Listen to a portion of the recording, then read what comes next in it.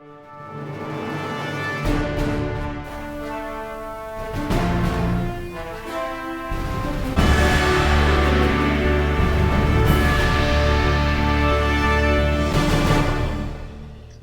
again, part of the reason for having the FCC was spectrum scarcity.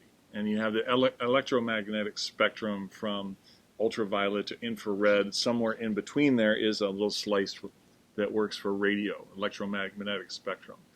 And once you look at the chart that's on Moodle, you'll see that there are lots and lots and lots of people who are trying to use this.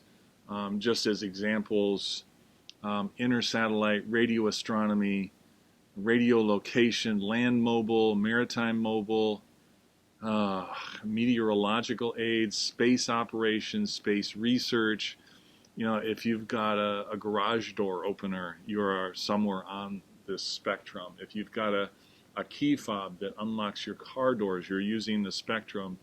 And so the government has to make all that stuff available. And there are not a whole lot. I mean, it is a limited resource. And so again, part of the rationale for the FCC is we're going to, you know, there's a limited resource. We're going to make sure only the best people get that slice and get that opportunity to use that. A couple years ago, when Verizon, AT&T, Sprint, whatever, were ramping up the cell phone industry, the government auctioned off a bunch of this radio space on there so that, you know, again, so that we could have cell phones. They sold that part of the spectrum for billions of dollars. The FCC, you know, again, I don't know where the money goes, but again, for them to use that, for them to make money, they have to give something back. That's that public interest angle, the PICON standard, at least for broadcasters. They have to give something back, all right? Because again, they're getting access to a limited resource that theoretically belongs to all of us.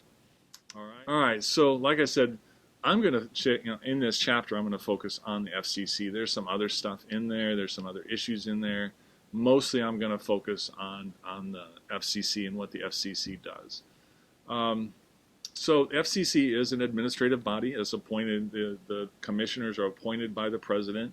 They are supposed to be bipartisan. There are some that are Democrat, there are some are Republicans.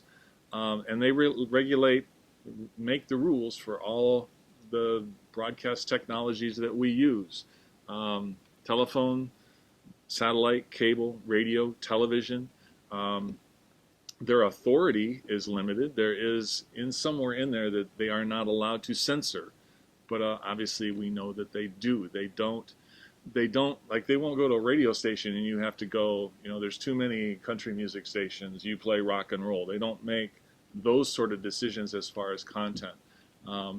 They don't touch news. They don't deal with news. That's a separate thing. They deal mostly with advertising, mostly with entertainment program, mostly educate. You know, all that other stuff besides news, basically. And again, part of the reason for regulating indecency is, again, it is in the public interest, and they are supposed to. Broadcasters are supposed to work in the public interest, which doesn't, you know, include profanity, nudity, sex, violence. Well, they don't deal with violence either, unfortunately.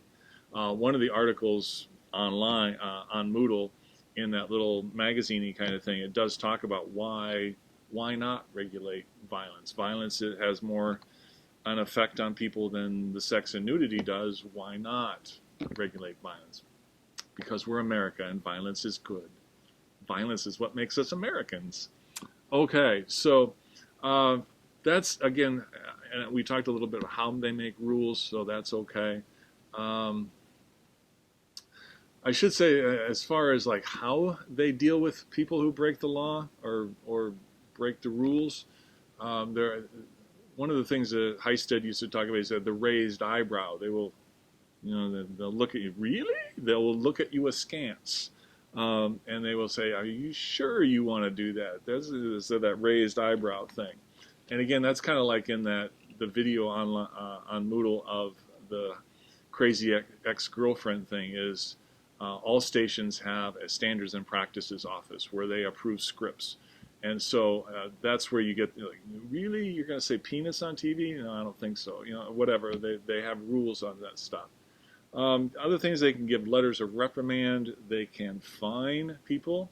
Some of you probably remember the the Justin Timberlake, Janet Jackson thing from the Super Bowl.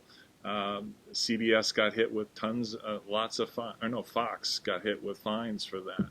The ultimate sort of thing is they can take away a license. They don't do it very often. The FCC does not generally do that, but usually it's because somebody breaks the rules. So we talk, who gets a license? As we mostly know, it's a corporate country.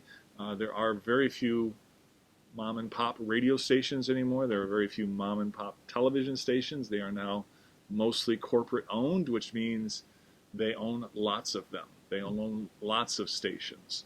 And so to get one of those, you have to basically, your group, your corporation, whatever, has to be majority U.S. owned. It can only be owned 25% by other countries or outside of the United States. So again, it has to be 75% U.S. based. You have to be of good character. And like I said, most of the reason that people have lost licenses is because it's being of bad character. People who lie to the FCC often get their license taken away. If they don't abide by hiring rules like equal opportunity and those kind of things, they will take a license away. The other thing is you have to have money. You have to have enough money, obviously, to do the job, to buy the equipment, to pay the people, to do whatever. But you also have to have enough funding that you can go, I think it's either 3 or 6 months, I'm not sure, but you have to go 3 or 6 months without profit. You have to be able to show, we've got money in the bank, we'll survive even if we don't make a profit. So those are the things that you have to be able to show to get a license. All right, so we did talk a little bit, like I said, most radio stations, TV stations in this country are corporate owned, and they also own more than one station. One of the changes in the rules from the 80s was, up until then, there were a limited number of radio stations that one person could own, or one corporation could own, one business could own. Now it's unlimited. For radio at least, and that's how here in town we've got Clear Channel or iHeart. I guess it's iHeart Radio now, but they own a number of stations, and again they're between FM, AM, and so we have KMEG owns 2 television networks. One of the things that the FCC enforces is that you want multiple voices in a community. You don't want the same company owning all the television stations, because then you just get one voice, one outlook, one viewpoint. But again, that's changed also. It used to be, you could only own 3 or 4 stations. Now it's unlimited for radio.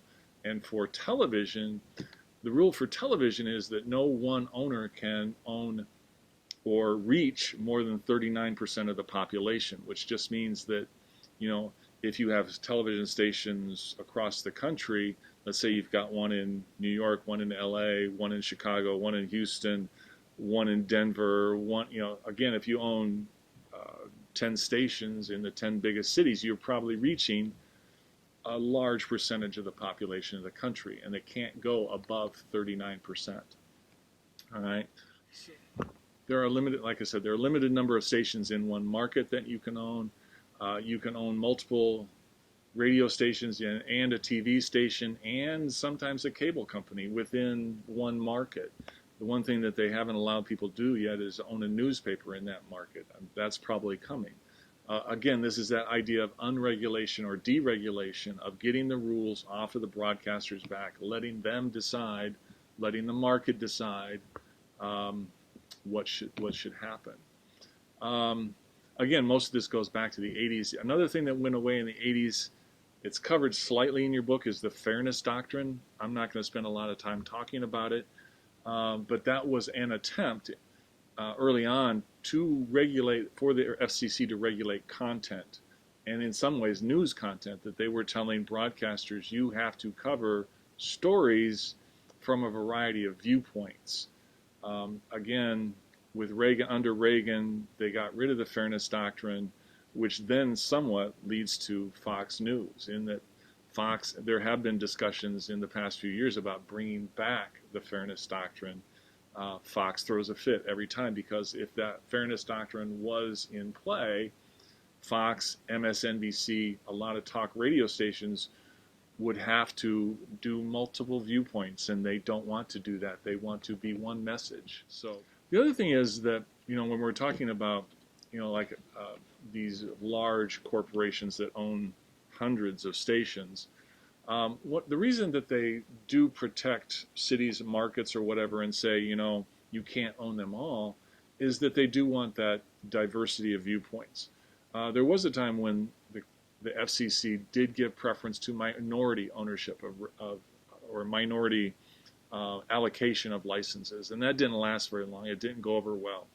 But there was an attempt, at least, to get minority owners of licenses. It just didn't really work. But again, the idea was to keep a variety, a diversity of viewpoints. Again, that's most of the first little bit of the chapter. As I said at the beginning, one of the things I want to try and do is like a WebEx chat. And I want to try to do that on the 25th, Wednesday. I'll get this posted before the weekend's over. Hopefully you're watching it at some point before Wednesday, maybe even before Monday, and you're reading the book, developing some questions that you can ask and we can talk about. But I want to give you a couple of questions for Wednesday. One of the things that they talk about, and I already mentioned this, is television and radio are broadcast is treated differently than newspapers or other media. Is that fair? Is that the way it should be? Do those differences, again, like spectrum scarcity, when you've got cable, when you've got satellite, when you've got streaming and internet, is there a scarcity? One of the things that broadcasters complain about is they are treated unfairly. They are treated differently. They want to show nudity. They want, and again, when we're talking about broadcast, we're talking about ABC, NBC, CBS, Fox. They want to be able to do those things, and they can't because of FCC regulations. A lot of people now are saying it shouldn't matter anymore. Get rid of the FCC, get rid of regulation. There's no scarcity. There's plenty of other options for people. So do we still need the FCC? Is spectrum scarcity still an issue? The other question you can think about is already, the FCC does have oversight of internet, cable, etc. Should the FCC do more to regulate internet? We've been talking a lot about hate speech and other things, fake news, interference in elections that's going on the internet. Should the FCC do something to regulate that? Should or do you want the FCC to do that? So one of the things we can do is we can talk about that on Wednesday when we get together. All right, I think that's pretty much it for the first half of this. As I said, I will send out invitations to join me for coffee on Wednesday.